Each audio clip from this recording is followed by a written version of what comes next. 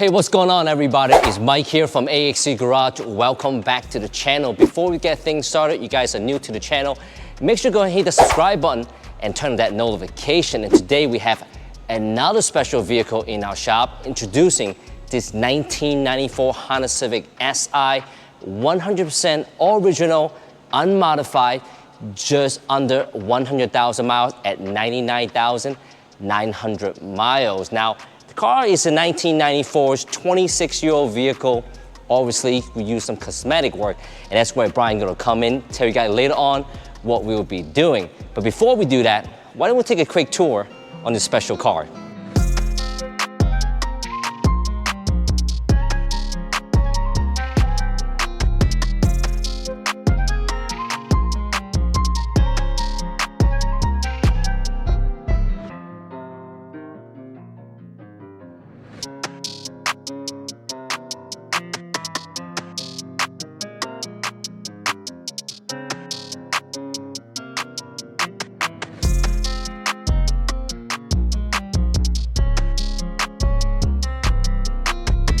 All right, so we're gonna start out our tour from the inside out. John, tell me your first impression.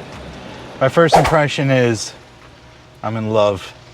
This reminds me of my car that I had just out of high school. Red, black interior. This car is mint. A lot nicer than mine was. I mean, everything from the stock CD player, the overall condition of the car, interior, the optional console here with this Honda CD player. I mean, you just don't see this stuff. On top of that, you know, you have the visors. The Si has this cool little visor. Everything's here. Sunroof, mint condition headliner. I mean, I don't know, what more can you ask for out of a stock 95? Is that what it is? It's a 94. 94 at EGSI hatch. I mean, it's beautiful. I mean, we were even taking a look at the back here. Looks like no one's ever even sat in this. The speakers that come on the Si. Beautiful interior. Yeah, the back seat definitely looks like it's brand new. One thing I like about buying this mint car, see the exterior, you can always refinish, but the interior, oftentimes a lot of these trims, they're discontinued. You can't even buy them anymore. I'd say the majority of this car is discontinued. You know, and I mean, everything's here, even like the clock. The clock works perfect. It's telling me that I'm late. I should be somewhere else, but I'd rather be here with you guys. Right. And the other thing that's really nice about this car is this. Oof. That's a thing of beauty. That's a Honda for you. You know, 1994, this thing cranks up on the first crank, has that Honda sound to it. It's got 99,905 miles. Beautiful. I mean, you can't ask for more. This thing will bring you right back to the 90s like you never left. Love it.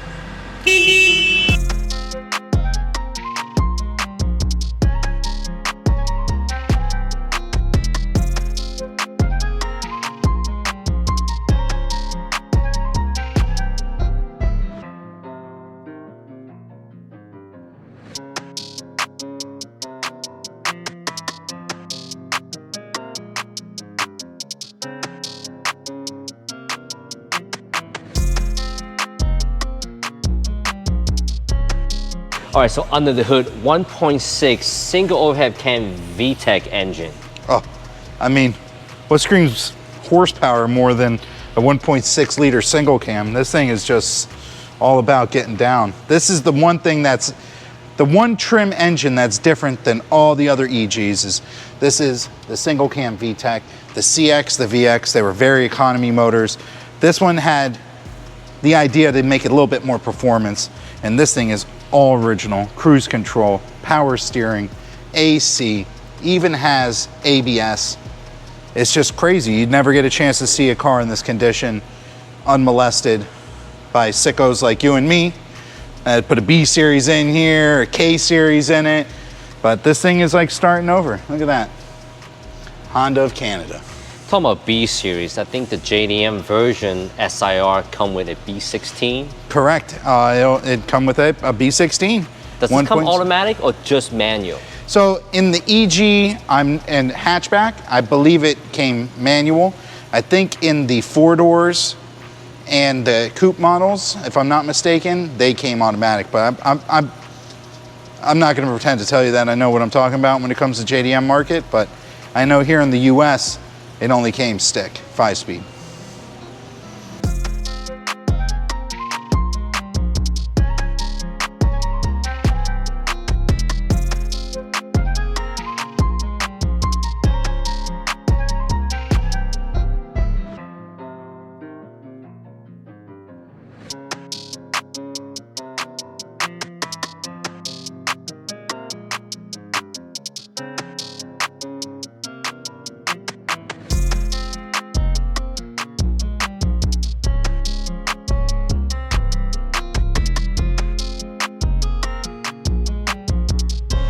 All right, the other part about the EG that I love the best is the rear hatch. It's like no other car. I love it. You have this clamshell where this opens, this comes down, and when you're chilling with your boys, you take a seat right on the back and hang out. You know, that was the fun part for this. It makes it a little hard to get an engine in there. I've done that before, but you know, this car is perfect. Everything's still there. The trunk carpet's still there. I mean, oh, look at that. Spare tire and all the tools. No rust. This car is incredible. We got the light. Incredible. So now Brian going to walk us through some of the cosmetic item that we'll be doing on this car. So we got this 94 Honda Civic Si. Now it probably looks really good on camera, but I want you to take a closer look at what it really looks like in person. So if we come over and pan over to the hood area, we can see it's very, very, very chipped up. Now, I doubt this is original paint, and sometimes you'll get these chips due to poor prep, and well, the paint is just a little bit worn as well. So we're gonna fix those, as well as we have some different dents and waves around the hood. So we'll make sure to strip all the paint off, get as much as we can off, and do the body work and assess it. Now, if we take a closer look at the bumper, it is slightly different color from the actual rest of the car. It's like a little bit of a lighter red. Not a big deal, but it's gonna look way off after we paint it, just because the rest of our front end is going to look good. So we'll go ahead, we'll take the bumper off, we'll strip it down as well, and get that all ready for paint and give it a nice good paint job. Now, coming across over to the side of the car, whenever we paint a hood, you're gonna have to blend into the fenders for color match. But unfortunately, when you have little damage, like a little dent right here and little chips around the actual fender, it's just gonna carry it a little bit further. So what we'll do is we'll repair the hood, we'll repair any defects on the fenders, and then we'll do what we call a blend into the door, where we blend the color on the front end into the door so there will be no noticeable paint difference. Now, when we move along to the roof, it's a different story, so let me show you.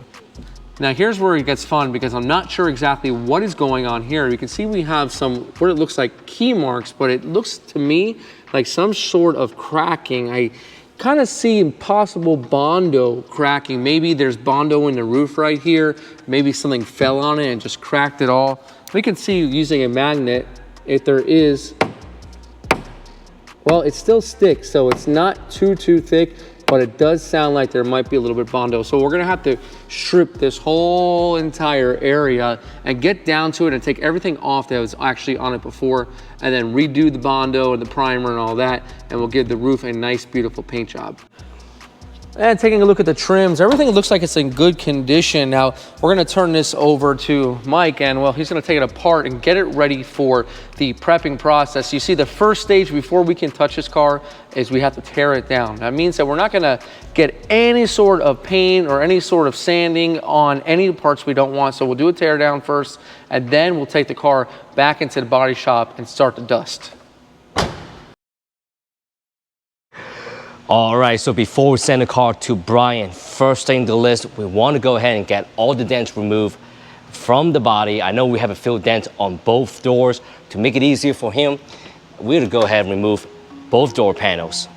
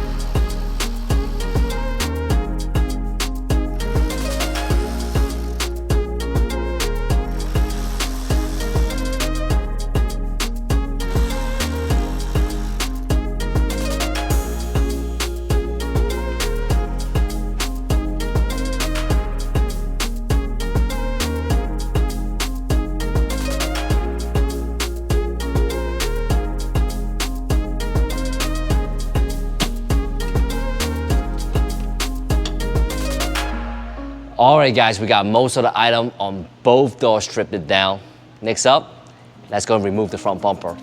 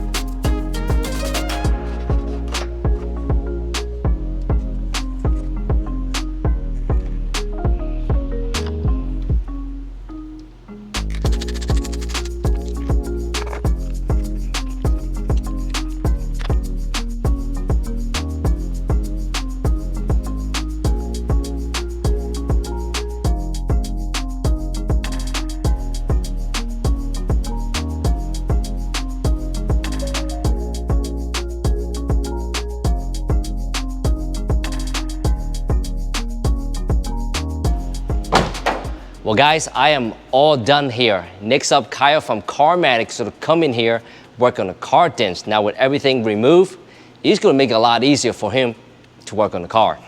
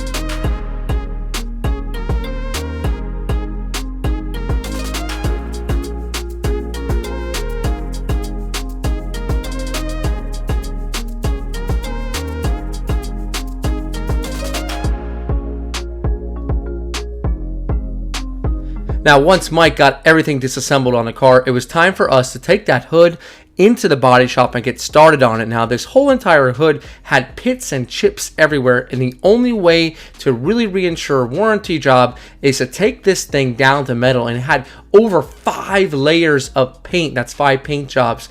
And well, what we did is we used an 80 grit on a rotary sander, and we got everything down. Now, it did take some time, and it was extremely messy, but in order to get all the chipping up and all the years of wear and tear of pitting and everything that was on this hood, it's the only way to ensure that you're going to have a good finish in the end. Now, once you get it down to bare metal, we used a primer called epoxy primer. Now, epoxy primer is a primer that is meant for bare metal, and what the epoxy is going to do is it's going to protect that metal, and it's going to give us a nice surface to check out and block to see if we have any areas that will need any further glaze or body work. Now, what you're seeing on the metal is finished in 180 grit. Now, it might look a little bit weird, but that's just the way that the metal looks once it's been sand it on. So we'll allow this epoxy to dry for a good 24 hours. It takes a long time to dry, but it's super, super thick. And what this epoxy is going to allow us to do is really to block it out. Right now, we're using a 180 grit. Now, that 180 grit is going to level off the surface, and we're using a guide coat to really just show me where do I have any low spots in the physical hood. And I noticed that there was a few, and well, we just took a little bit of glaze, a very, very fine filler, and we're able to fill in those minor waves, and then go ahead and what we do is we block them out using that same block, using a 180 grit as well, so we can ensure that our hood is not going to have any previous dents or anything like that. Now, once everything's been sanded down, we're going to move on to our 2-pack color build primer, and this is just another primer that's going to go over the filler and over that heavily sanded epoxy primer. And the reason why we're using this primer is because it is a red primer and it comes in many different shades, and this is going to help out covering when it comes to painting. And we're going to make sure that we don't have to put 10 coats of red on. We're really only going to get out of there like 2 or 3 coats. When it comes to episode 2, you'll see exactly what we mean. So we went ahead and got this all sanded down, and it was time to move on to the roof. Now, the roof had some cracking in the surface, and it was not as bad as the hood, so we didn't need to take it down to metal. It just had some very small amount of filler, and whether something had fell on the roof and cracked it, I don't know. But we got all the filler removed and did some minor dent repair to pull up a minor dent. And from there, we're able to use this glazing filler, which is not a thick filler. It's a very fine filler, and it's just basically used to give myself a nice skim coat, and then I can take this and block it out once again. There's a lot of work in blocking. You can see many hours to get everything nice and straight as possible. Especially working on a roof can be a little bit tough, but we definitely take the time necessary to get this thing ready for primer, and we're doing just that. We're going to use the same process that we used on the hood, which is going ahead and using that epoxy primer. You can see on the roof here, and it only been painted a couple times. Not like the hood where it just had multiple paint jobs. So what we did also is removed all the trim, even a sunroof, just to ensure that we can wrap full paint around all of our edges and get the best possible job. You can see right here, it's ready for some epoxy primer, and that's just what we're going to do. We're going to lay down an epoxy primer on the roof, and once again, give it those full 24 hours worth of drying, because as it's drying, it's shrinking into all the sand scratches. Now, we sanded this roof up to 320 just to make sure that any shrinkage would happen in a smaller sand scratch, not a aggressive one like that of a 180. You never want to finish any type of body work with 80 grit. That's way too aggressive, and it's just not what we want. So we popped on 2 coats here. This is the second coat, and then we allowed it to dry, and then once it was all dry, same thing as we did on the hood, we're blocking it out. You can see the rhythm that we're doing. It's allowing our paint to come off of the panel by sanding it, doing the body work, epoxy primer whenever we have metal, and then going into our red color build. You won't really have to do this type of heavy work if you're just doing minor repairs, but for something like this where you do have some filler and you do have a widespread area that you are working, you really need to make sure you take the time to block it out. Never want to take a DA to it to make sure to do the body work. You always want to take a block first, and then when you're done, you take the DA to the surface to refine them. That's only once you've blocked it out. What the DA does is it leaves a far less aggressive scratch, so that when we go to put this primer on right here, well, once again, it's shrinking into a 320 grit. So once again, this is a color build primer that we're going to use. You can see the same rhythm that we're doing on the hood is carrying on over to our roof as well, and blocking it out. And once we get it all blocked out, well, this is going to be good to go. So once we finish up with the roof, you'll see in the coming scenes that we're going to start prepping our fenders, okay? And it's going to be the similar process. The only difference is we don't need to use that epoxy primer, because that epoxy primer is not needed because we didn't go down to bare metal. We just shaved down some chips and some different areas along the fender and the doors themselves.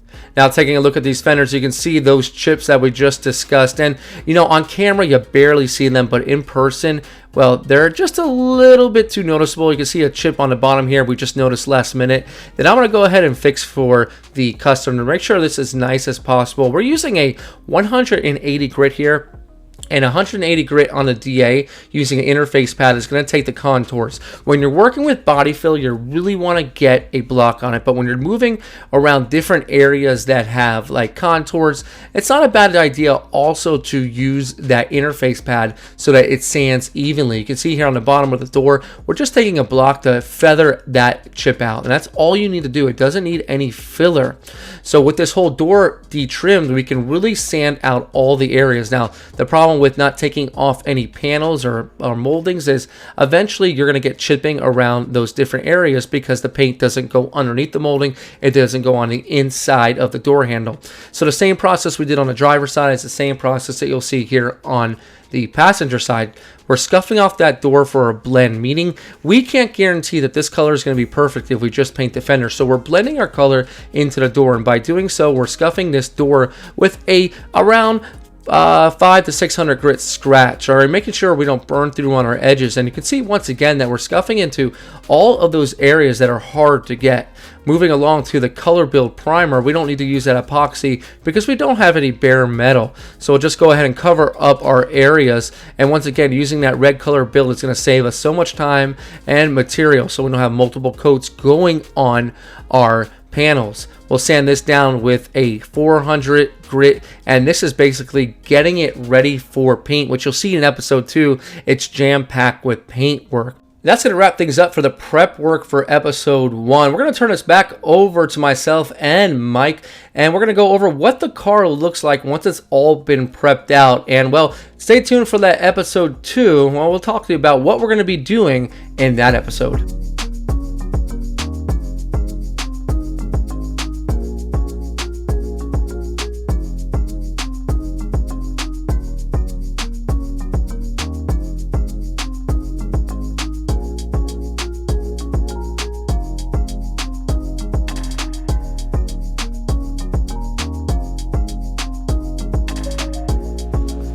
Well, all right, guys, just the last couple of days, Brian put in a ton of work on this Honda Civic. Yeah, it looks really good, and I was telling you before that there's a lot of prep work that goes into a vehicle just like this to get it to the paint stage, because really the paint stage is just reflecting how well you did on the prep work. So what are we doing on the next episode? So on the next episode, you're gonna see us, we're gonna take the color, we're gonna match it to the car. Now this car was painted in the 90s, but it's still got a really good shine to it. I'm not worried about any fade. So we're gonna match the color, and then we're gonna paint the roof entirely and blend the fenders into the door for a seamless finish.